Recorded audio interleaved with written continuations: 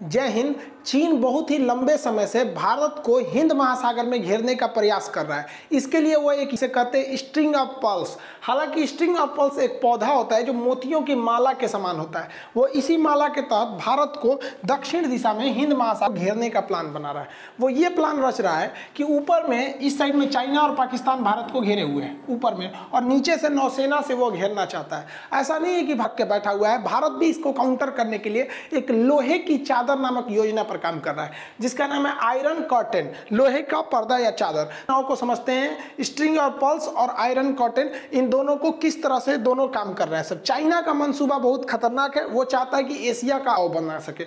इसलिए चाइना क्या कर रहा है, वो चारों ओर नौसेना लगाकर और अपने को घेरना चाह रहा है, क्योंकि इंडिया को घेरना चाह रहा है। ऊपर में तो चाइना है और इस साइड पाकिस्तान है, तो ऊपर से तो इंडिया इन्हीं दोनों से घिरा हुआ है। अब इस साइड में वो जगह विस्तार करते जा रहा है, इन देशों में अपनी नौसेना के पहुंच बनाते हुए, श्रीलंका यहाँ पे इधर लेते हुए इस साइड से पूरे भारत को घेरने के प्लान में है। तो हम एक एक करके इन सभी देशों को देखते हैं और कि भारत का जो आयरन कर्टेन है ये काम कर पाएगा कि नहीं। तो इसमें जो चाइना का संपूर्ण पार्ट है वो ग्वादर बंदरगाह है। तो ये ग्वादर बंदरगाह यहाँ पर है। अब ये ग्वादर बंदरगाह से यहाँ से CPEC सड़क जा रही है, चाइना इकोनॉमिक कॉरिडोर। चाइना जानता है कि उसके जितने भी व्यापार होते हैं और जितने भी पेट्रोलियम होते हैं वो नीचे से ही जाते हैं। में अंधेरा में दौड़ा के भारत मारेगा ना तो चाइनीजों को चाऊ माऊ करने का मौका भी नहीं मिलेगा यहाँ से।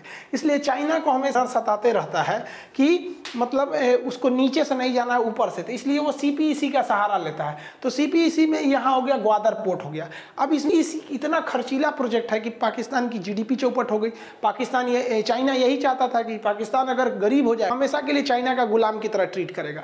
दूसरा, ये जो ग्वादर बंदरगाह है ये पाकिस्तान के बलूचिस्तान में आता है, जो कि एकदम या बलूचिस्तान के लोगों पर पाकिस्तान वाले ज्यादा जुल्म करते हैं। वो कहते हैं कि बलूचिस्तान वाले कि हम पाकिस्तानी हैं। अब इसके जवाब में भारत क्या कर रहा है, तो भारत देखिए ये ऊपर में एक देश है जिसका नाम है तजाकिस्तान। तजाकिस्तान की राजधानी है दुशांबे। तो भारतीय में अपना एयरपोर्ट ले रही है। अब ये लंबा प्रोजेक्ट चल रहा है, इसमें भारत की थोड़ी लापरवाही है। ये मनमोहन सिंह के समय से चल रहा है, अभी मोदी जी का दूसरा कार्यकाल हो गया। तो ये दुशांबे एयरपोर्ट है, तो CPEC को आराम से काउंटर कर सकते हैं। और यहाँ हमारा दौलत बेग ओल्डी एयरपोर्ट है और दुनिया का सबसे ऊंचा सियाचिन युद्ध का मैदान है, तो अभी भी इस सड़क को काउंटर करके काट सकते हैं। दूसरा, ये अफगानिस्तान है। अगर आप ध्यान से देखेंगे तो अफगानिस्तान का निर्माण भारत कर रहा है, संसद भवन भारत बना रहा है, वहाँ सलमा बांध, बिजली घर, ये सारी चीजों का निर्माण भारत कर रहा है। इसलिए अब भारत का अच्छा संबंध है। तो इधर से हम लोग CPEC को घेर लिए और पाकिस्तान भी इधर से घिर रहा है।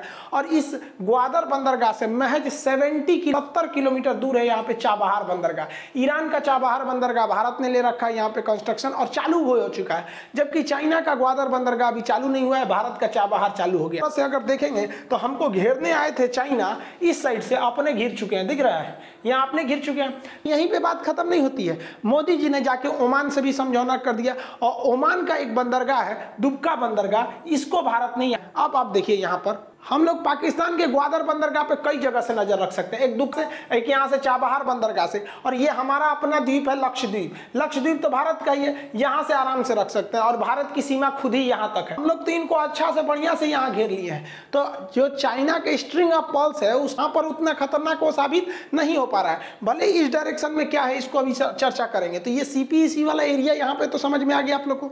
चाइना और फिराक में नीचे मालदीव और श्रीलंका से घेरने का। तो पहले मालदीव समझते हैं। चाइना के फेवर में वहां मालदीव की सरकार थी अब्दुल्ला यामीन की। यामीन साहब ने भ्रष्टाचार कर दिया, अब वो जेल की हवा खा रहे हैं। अब सरकार है वो भारत के फेवर में है और भारत से बहुत सारे सहयोग लिए। भारत के सहयोग से उसने 7 किलोमीटर लंबा एक पुल बना रखा है। भारत के सहयोग से वहाँ कोरोना का जितने भी मतलब जो भी सामान में दवाइयाँ हैं उस हिसाब से वहाँ काम चल रहा है।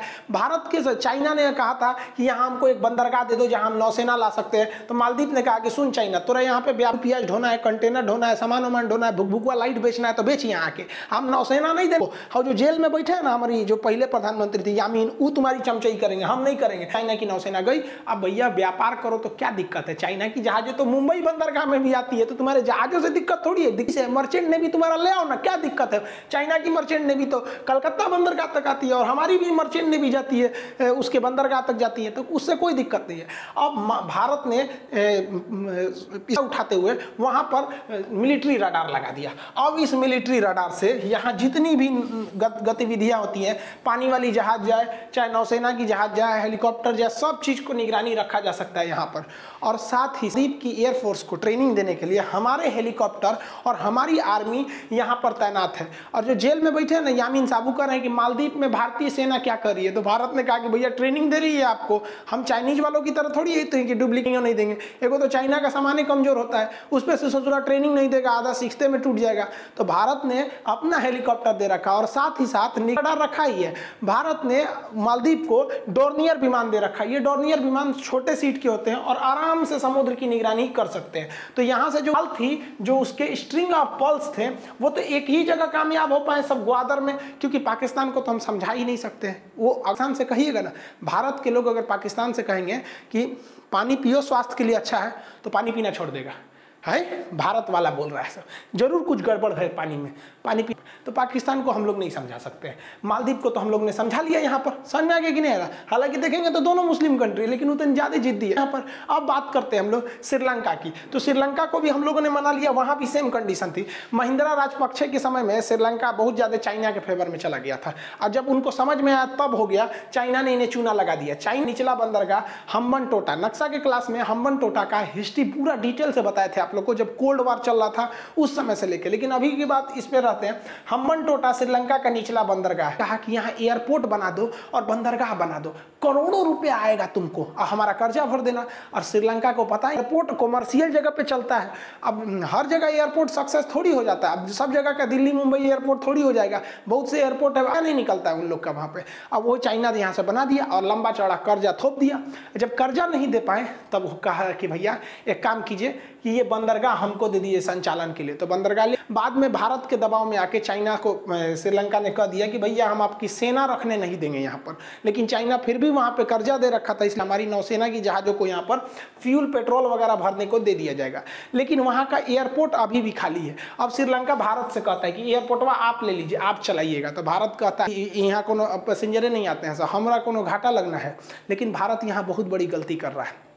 भारत को चाहिए कि ये एयरपोर्ट पर ले कि भारत वहां अपना P-8I विमान उतार सकता है। P-8I विमान, ये P-8I जो विमान होते हैं सर, इसके बारे में हम एक अलग वीडियो बना चुके हैं, आप उसका दे देंगे, आप देख लीजिएगा। ये बहुत ही घातक विमान होते हैं। ये हवा में उड़ते ही उड़ते, और इसके अंदर इतना सेंसर होते हैं कि ऊपर से ही टारपीडो मार देता है मिसाइल, और पानी के अंदर उड़ रही पनडुब्बियों को ये हवा में ही ध्वस्त कर देता है।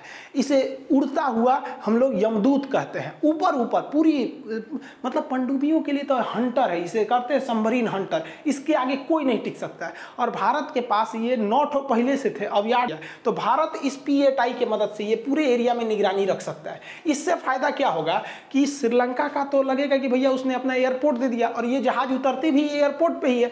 अब उस एयरपोर्ट चाइना की पनडुब्बी यहाँ पेट्रोल भरने आ रही है ना, तो आओ भैया कोई दिक्कत नहीं, तुम तो हमारी निगरानी में हो। तो भारत सरकार यहाँ गलती पोर्ट ले लेना चाहिए, और इस शर्त पे लेना चाहिए कि हमारे P-8I विमान, निगरानी विमान को वहां उतरने दिया जाएगा। और इस पे श्रीलंका इजीली सहमत भी हो जाएगा, क्योंकि वो एक बार चाह चुका है हम्बनटोटा बंदरगाह और हम्बनटोटा एयरपोर्ट को लेकर। इस बार भारत को ये मौका नहीं गंवाने देना चाहिए। देखिए चाइना को लग रहा था ना, उसने जिबूती में अपना सैन्य अड्डा ले लिया है, तो बहुत बड़का तीर मार दिया है। देखिए एक ऐसा छोटा सा देश है जहाँ पर कई देशों की सैन्य अड्डा दे रखा है, उसकी अर्थव्यवस्था चलती है, दूसरे को सेना का अड्डा दे रखा है, उससे भाड़ा वसूलता है।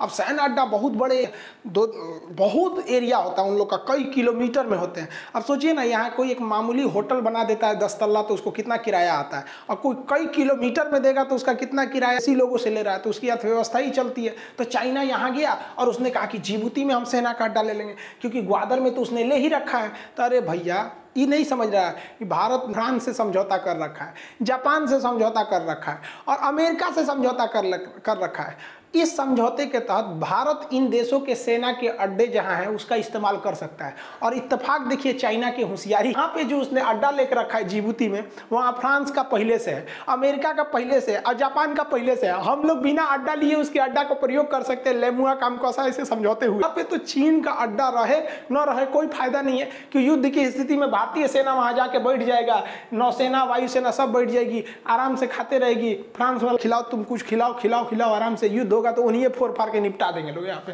तो चीन को तो यहाँ से कोई खास फायदा हुआ नहीं यहाँ पे अड्डा लिए हुए, क्योंकि यहाँ से समझे। और उल्टे यहाँ पे घाटा क्या हो गया, भारत ने, मोदी जी सेशल्स गए थे। सेशल्स एक देश है यहाँ पर, सेशल्स का एक द्वीप है जिसका नाम है एजम्सन द्वीप। पता कर दिए कि एजम्सन द्वीप पे हमारी नौसेना रहेगी। अब देखो भाई साहब, यहाँ हमारी नौसेना हो गई, समझौता के तहत हमारी नौसेना दुबका बंदरगाह यहाँ तक हो गया, और यह ईरान का चाबहार बंदरगाह गया हो गया, अफगानिस्तान में है, ये जिबूती में है, यहाँ पर तजाकिस्तान में। तो ये एरिया तो हम, और लेमुआ समझौता, कामकासा समझौता, बेका समझौता के तहत हम लोग यहाँ पे डिगो गार्सिया जो अमेरिका का सैन्य अड्डा है उसका भी प्रयोग कर सकते हैं भाई साहब। यहाँ तक तो हम ही हो गए। और यहाँ पे अंडमान निकोबार हमारा बपौती है, हम लोगों को जापान ने गिफ्ट में दिया था सुभाष चंद्र बोस को। सुभाष चंद्र बोस ने इसका नाम शहीद एवं स्वराज नाम रखा था, जीएल में क्वेश्चन पूछा था। तो यहाँ तो हम लोग का ही है। अब बताओ भाई साहब, चीन तुम हमको घेर रहे हो, स्ट्रिंग ऑफ पर्ल्स, यहाँ तुम्हारा बाप बैठा, आयरन कर्टेन। तो देखो भैया यहाँ पर ऐसे हम लोग हैं लोग यहाँ पर।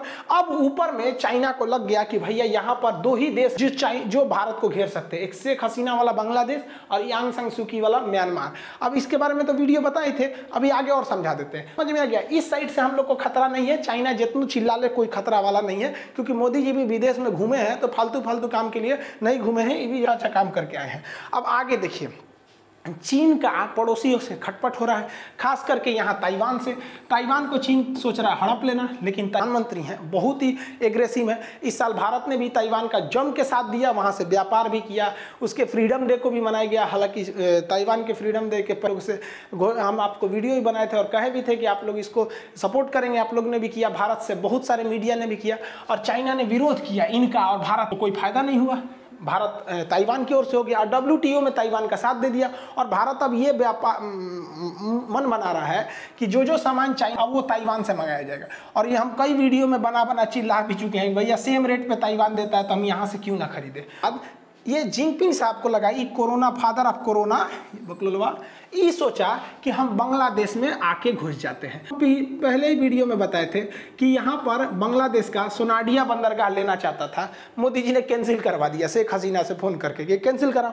और बंदरगाह पर ये 2012 से बात कर रहा था कि हमको दे दीजिए, यहाँ हम अपनी नेवी रखेंगे। तो शेख हसीना कही कि देख भैया, हमारा मोदी जी से बहुत अच्छा, और कब वो फ़ोन कर देंगे तो हम कैंसिल करा देंगे। तो तुम एक काम करो, वहाँ पर तुमको अपनी जहाज़ ले आना है तो ले आओ, लेकिन कॉमर्शियल ले आना, कार्गो व्यापार करने वाले नौसेना। तो बेचारा फादर ऑफ कोरोना यहाँ से भी टेंशन में चल गया। यहाँ पर तो सोनाडिया भी गया, चिड़गांव भी गया, यहाँ पर म्यांमार में गया तो म्यांमार कंडीशन हुआ, म्यांमार ने भी कह दिया भाई, वो आंग सांग सूकी से कहने गया यहाँ पर, हाँ आंग सांग सूकी से कि आंग सांग सूकी हमको ना नौसेना के लिए दे दीजिए। यो कैंसिल कर दी कि नौसेना ना देंगे, तुम ले लेना है तो ले लो। और इसके अलावे उसने भारत को यहाँ का सितवे बंदरगाह दे दिया। ये तो वीडियो बनाई ही है, मॉडल प्रोजेक्ट सितवे बंदरगाह। तो भाई साहब यहाँ भी भारत एंट्री मार दिया जिस तरह से चाइना मारा था। और हम हमेशा समझाते हैं कि महिला लोग के चक्कर में शी जिनपिंग पगला है। यहाँ पर 2 मिनट में मोदी जी समझा देते हैं। यहाँ पर अगर विदेश में कराना है, देखिए ई ना शी जिनपिंग यहाँ पे देखिए, इससे भी ब्रेकअप हो गया, इससे भी, इससे भी। इस सब के पीछे जानते हैं कौन कांड थे? ये हमारे विदेश में किसी का किससे ब्रेकअप कराना है, इसके लिए मोदी जी स्पेशलिस्ट है। और हिंदुस्तान के अंदर किसमें ब्रेकअप कराना है, मध्य प्रदेश हो चाहे राजस्थान हो, कहीं पे भी हो, तो इसके लिए हमारे अमित शाह जी हैं। तो भैया हमारे हिंदुस्तान में हर तरह का जुगाड़ है, विदेश में ब्रेकअप करने ना मोदी जी से टकराएगा। यहाँ पर शी जिनपिंग, तुम ना यार एक नंबर के चूतिया हो। मिर्जापुर मूवी देखो, हमारे यहाँ एक से एक कांड होता है। आ गए यहाँ पे पल्स, हमने के चूड़ी पहन के बैठा ले लोग, यहाँ पे स्ट्रिंग ऑफ पल्स घेरेंगे। लेकिन चाइना एक बहुत ही खतरनाक कांड कर दिया, वो लाओस और कंबोडिया को घेर लिया। ये देखेंगे यहाँ पे देश, तो ये वाला जो देश है लाओस, चाइना से बहुत ज़्यादा कर्जा ले रखा था बिजली घर बनाने के लिए। हम आपको इसके बारे में पहले वीडियो में समझाए थे। तो लेकिन ये बिजली घर बनाने के लिए पैसे लिए थे, लेकिन इसके डैम वगैरह उजड़ गए, बिजली का भी डिमांड नहीं हुआ, इस वजह से कर्जा में आ गया, जिस वजह से इसके बिजली घर पर चाइना का अधिकार हो जाएगा। और चाइना ने कंबोडिया को इतना ना कर्जा दे रखा है, कंबोडिया के नीचे एक बंदरगाह है जिसका नाम है रीम बंदरगाह। तो रीम नेवल बेस को चाइना ने ले लिया है, और ये ज़्यादातर 90% चांसेज ले लिया है। लेकिन कंबोडिया के समय ऐसा लिखा है कि कंबोडिया किसी को भी मतलब दूसरे देश को परमानेंट अड्डा नहीं देगा, लेकिन कंबोडिया यहाँ पे दे रहा है इनडायरेक्टली, क्योंकि कंबोडिया जो है पूरी तरह से कर गया है। अब ये चाइना का अगला प्रोजेक्ट क्या होगा, देखिए कि वो कंबोडिया की रीम बंदरगाह को तो अपना नेवल बेस बना लेगा और यहाँ से एक सड़क ले जाएगा और इसके ऊपर लाओस से इसको बोल नहीं पाएगा क्योंकि लाओस में घिरा हुआ है, और ये जोड़ देगा अपना यहाँ पर इस एरिया में। अब यहाँ से दिक्कत क्या है कि ये अरुणाचल प्रदेश यहाँ से करीब पड़ता है, तो यहीं से वो अरुणाचल प्रदेश को देख सकता है, यहाँ से लॉजिस्टिक सपोर्ट से वो रीम बंदरगाह आ सकता है। तो भारत यहाँ पे कहीं ना कहीं गलती कर दे रहा है। तो वो रीम बंदरगाह से इस एक और फायदा है चाइना को कि ये आसियान जो देश है, इस आसियान में 10 देश आते हैं सब, आपको Myanmar, Thailand, Laos, Cambodia, Malaysia, Singapore, Indonesia, Brunei, Philippine, ये 10 देश आते हैं। इन 10 देशों में सेंटर में आ जाता है आपका कंबोडिया और उसका रीम बंदरगाह, इसलिए ये स्ट्रेटेजिक रूप से महत्वपूर्ण है। लेकिन कि इस कदम से अमेरिका भी एकदम नाराज है और अमेरिका कहीं ना कहीं यहाँ पर कंबोडिया के अंदर एक गृह विद्रोह करा सकता है, क्योंकि वो संविधान नहीं करेंगे, लेकिन उसका संविधान में लिखा हुआ है कि किसी को परमानेंट बेस नहीं देगा, तो इसको भाड़ा पे दे देगा 10 साल के लिए, 20 साल के लिए, तो परमानेंट थोड़ी होगा। अरे 99 साल के लिए भी दे दिया तो परमानेंट थोड़ी कहलाएगा वो तो वहां पर, तो ऐसा संविधान में है वहां पर। लेकिन फिर भी कंबोडिया का झुकाव जो है ना वो इसके साथ, चाइना के साथ ज़्यादा है। लेकिन यहाँ भारत के साथ एक प्लस पॉइंट है वियतनाम को लेकर। वियतनाम हमेशा चाइना के खिलाफ में रहता है, अब भारत के पास मौका है वियतनाम को अपने फेवर में लेने का।